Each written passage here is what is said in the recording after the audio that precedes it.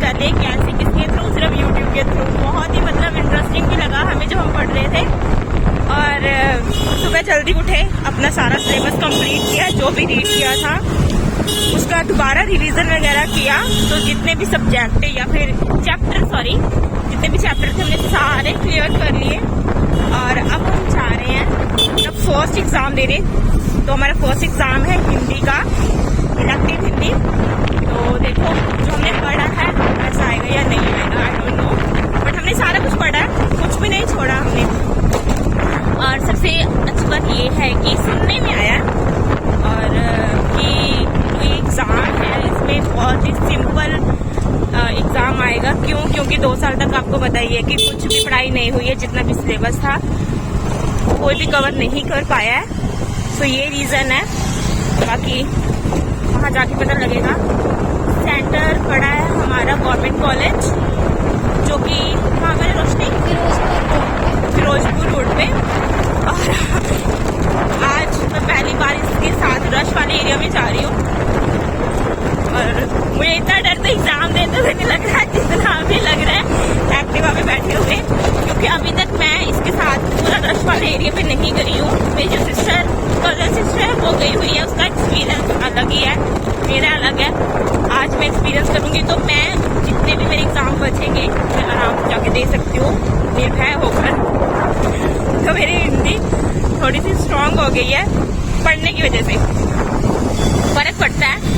और मैं जा रही हूँ फाइनल एग्जाम देने, बीए के फाइनल एग्जाम देने। क्यों जा रही हूँ? इसका एक रीजन है, बहुत बड़ा रीजन है। आप सोच रहे होंगे मैं अभी बीए कर रही हूँ, बहुत बड़ा रीजन है, अभी मैं एक्सप्लेन नहीं कर सकती, अभी मुझे पढ़ना है। छोटा सा ब्लॉग आप लोगों के साथ शेयर कर दूँ, तभी मैं ब्लॉग बना रही हूँ।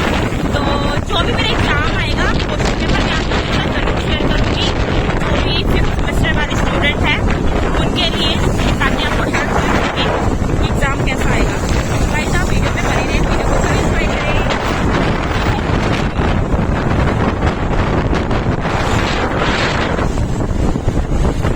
देखो बिना इंडिकेटर से क्या है, ऐसे ही करते हैं। छोटे फोन पे फिर देखा पाता,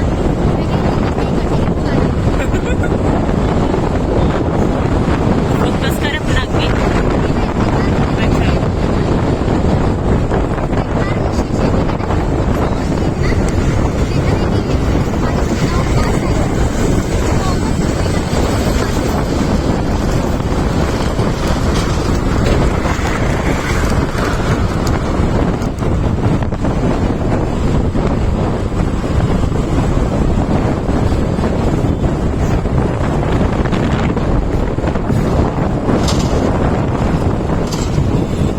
ਸਵੇਰ ਦਾ ਟਾਈਮ ਰਸ਼ ਹੁੰਦਾ ਹੈ ਨਾ, ਇੰਨਾ ਜ਼ਿਆਦਾ ਹੁੰਦਾ ਹੈ। ਹਾਂ ਸਭ ਨੇ ਆਪਣੇ ਕੰਮ ਜਾਣਾ ਹੁੰਦਾ ਹੈ।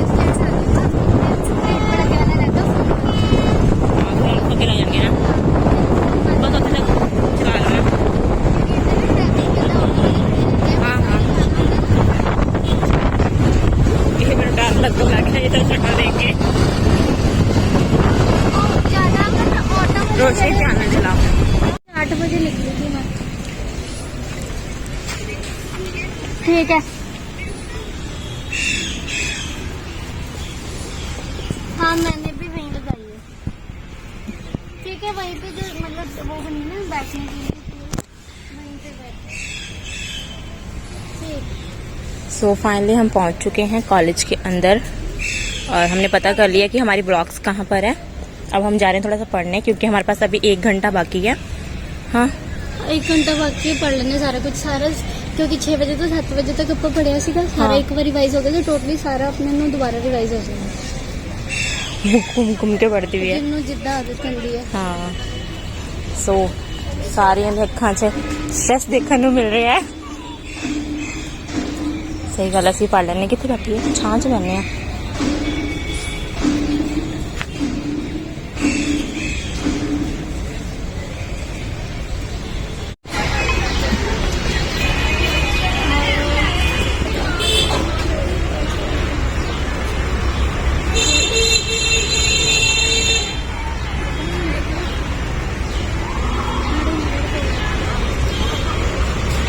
तो 99 रुपये खत्म भी तो हो ही जाते किसी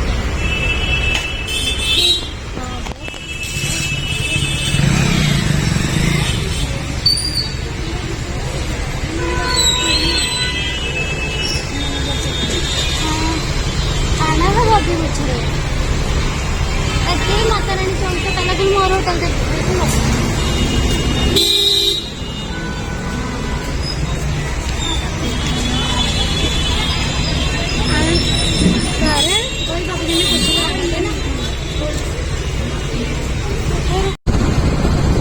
फाइनली हमारा जो पेपर है बहुत ही ज्यादा अच्छा हुआ। जो पढ़ा हमने वही आया और हमने खूब सारी शीटें भरी, मे भी नंबर भी अच्छे आएंगे।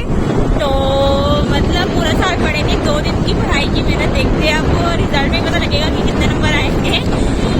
बट हमने सब बेस्ट दिया है। क्या हो रहा है? क्योंकि ग्रीन लाइट और मुझे निकलना है।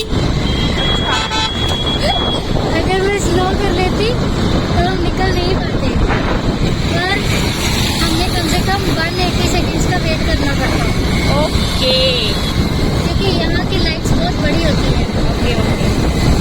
तो जो एक्सपीरियंस है वो दोस्तों के साथ जाने का वो थोड़ा सा अच्छा था। मतलब एक बार और आऊंगी ना फिर फुली इंटरेस्ट हो जाएगा इसमें। कहीं कहीं पर ये बेचारी अटक जाती है जहाँ बहुत सारा रश होता है।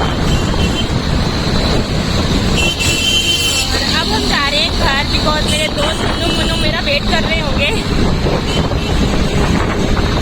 एक को तो मेरे हस्बैंड ले गए थे अपने साथ ऑफिस, दूसरी को हम पिक कर लेंगे उनके ऑफिस से।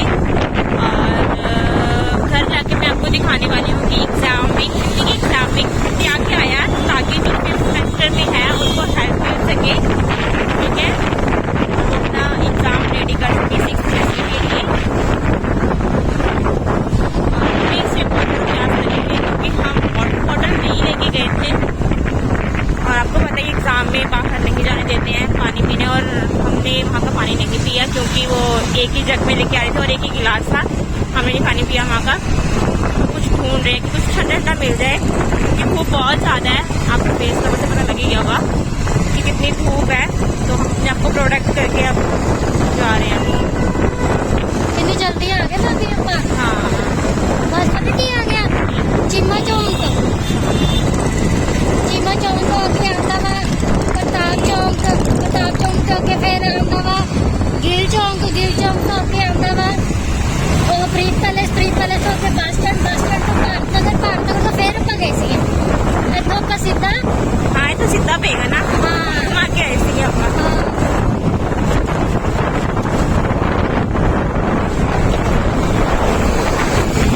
मेरे को तो ब्लॉग बनाते ये क्या लगता है कि कोई पीछे से आके मेरा फोन ही ना खींच के ले जाए, क्योंकि ऐसी घटनाएं बहुत ज्यादा बढ़ रही हैं।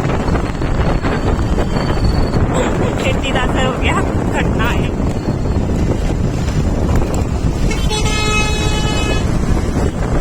बस अच्छे मार्क्स आ जाए, ग्रेजुएट हो जाए।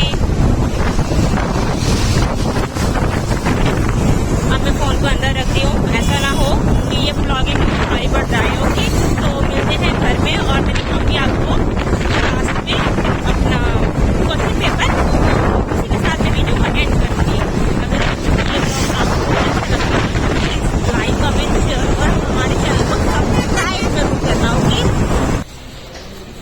सो फाइनली हम घर आ चुके हैं और मैं सीढ़ी में चढ़ रही हूँ बिकॉज आपको पता ही होगा 3rd फ्लोर पे हमारा घर और पूरी बैटरी डाउन। धूप बहुत ज़्यादा है।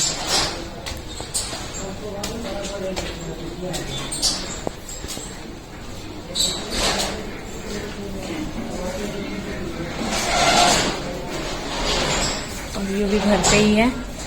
हस्बैंड को फ़ोन आया था, वो रोटी खाने हुआ है ना। हाय सांस फूल रही है। सो फाइनली पहुंच चुकी हूँ। अभी थोड़ी देर में मैं आपके साथ शेयर करती हूँ अपना क्वेश्चन पेपर। तो गाइज जैसा कि मैंने आपको बताया था, मैं आपको घर जाकर क्वेश्चन पेपर शेयर करूंगी। तो आप देख सकते हैं, मैं आपको क्लियरली दिखाऊंगी। आज हिंदी इलेक्टिव का एग्जाम था 6th सेमेस्टर का। तो ये 3 घंटे का एग्जाम था और ये 90 मार्क्स का होता है।